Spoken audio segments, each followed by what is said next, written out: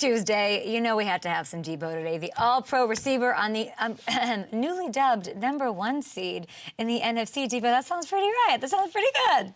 Yeah, it sounds pretty good. We just got to keep stacking these days, stacking weeks, stacking wins, and just continue to do what we've been doing and just stay on top. Listen, there's a lot of concern. A lot of people like, how are we making sure Deebo's? Like, how are you feeling? Or is that a concern at all? Is that like a plan for that? No, right? No, that's what I'm saying. Not at all. Okay. Well, the Niners officially clinched a playoff spot last night. Y'all got the 1 seed with the Eagles loss, and you broke the all-time record for rushing touchdowns by a wide receiver, which is insane. 5 touchdowns in the last 2 games. It's unbelievable. You're on an absolute heater right now. What's working so well? Everything. First of all, let's shout out my boy 1KBA, back-to-back seasons with 1,000, first of all. And then we go on down the line from Christian to Brock to the front 7 to how amazing our defense is playing, special teams. I mean, everybody's just clicking and playing on one accord. We love it. Your connection with Brock seems to be on another level. Do you think that's true, or has it always been like that and it's just the game plan right now? I just think we're clicking the way everybody wants us to be, the way we're sharing the ball around, the way people just breaking tackles in the open field, people just running open and just doing our job. And it starts with Cal and, the offensive mind that he has to get people in the right position to make plays. He's doing a really good job at it. Well, Brock's calling out touchdowns before they even happen. Take a look. Jamal Adams he didn't come down like really, really hard, but I sort of saw his feet, like coming down. He was sort of flat-footed, and I was like, all right, with Deebo moving, I was like, we can get over the top here. And so took my drop. He wasn't necessarily like the #1 guy in the read. It was actually Juwan. But the way Jamal Adams came down, I was like, this could be a big one. So let it rip and let Deebo get under it. What do you think? Yeah, that's crazy because all week long it was basically like for me to like clear out because the way Bobby Wagner plays like special routes or whatever. But actually kind of one of the last reads in the play. And once I seen Brock wind up, because I really wasn't running 100% at the time. But when I seen him wind up, I had to kick another gear because I ain't gonna lie, that was probably one of the best balls I've seen Brock sling down the field. It's amazing, and I tweeted it out. I said this is a rough day for the Brock can't throw downfield crowd. Man, because Brock was letting it go.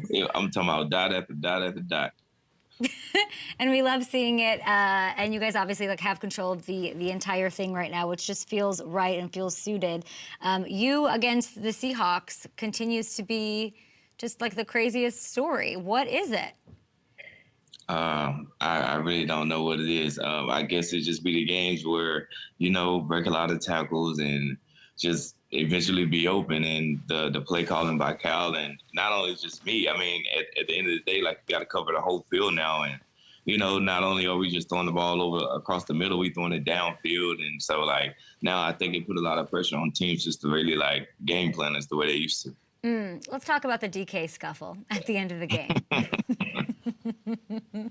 Why are you laughing? What about the scuffle you want to know about? Well, he and Fred Warner, they get into it after an interception, of course. Metcalf, he gets ejected. I don't know, what did this carry over from something? Where did it start? I don't know. I know our defense played a physical game, and he probably was frustrated. And then Trent Williams, your friend, comes flying from the sideline, of course, to defend your guys, as he should. Did you see him start running and think, what is he doing?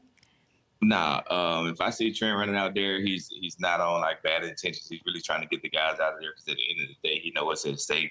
He don't want nobody to get disqualified. He want to continue to keep all the players in the game in order to win the game. Now, Deebo, I was perusing the San Francisco Chronicle, the newspaper, and I read that Shanahan pointed out DK's past antics in a team meeting and sort of was trying to say, this is a player whose skin you can get under during the game. And, so much so that he was promising Christmas presents to whoever got to him. Is that true? I don't know nothing about that one. I probably wasn't in that team meeting then. So Fred Warner. Okay, all right. That's I guess all we need to know about any of that. He looked very frustrated during the game, and I don't know if Fred Warner's getting a new Jeep under his Christmas tree potentially this season. Now I know AJ Brown is your boy. It must have felt sort of nice seeing your South Carolina guy, though, right? Stephon Gilmore sort of put something on him. Yeah, that was going back and forth all game. I actually talked to AJ yesterday about the game, and when he's not having a game that he want to have, he's a little frustrated and stuff. But I mean, at the end of the day, AJ's a great receiver. Gilmore's still a great corner, and it was good just to see that battle.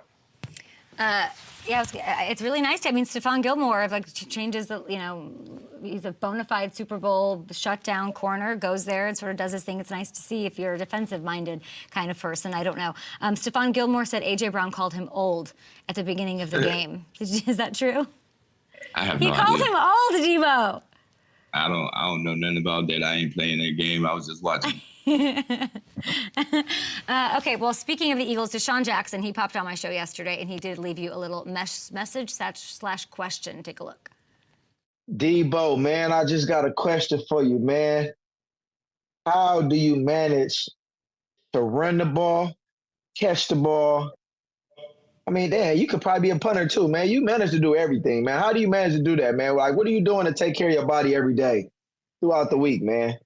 Come on, man. If I could go back in time, I'd do everything you was doing, man. Salute to you, brother. Take care. My brother, man. What's up, D-Jack? Man, it's just crazy how, I don't know, it's just something I've been doing all my life. And for it's like the taking care of body stuff. You run a little late, so I'm a little behind, but not rushing you a little bit because I take some time. I'll be a little late. But on Tuesdays, basically get the needles and all that stuff done. Yeah.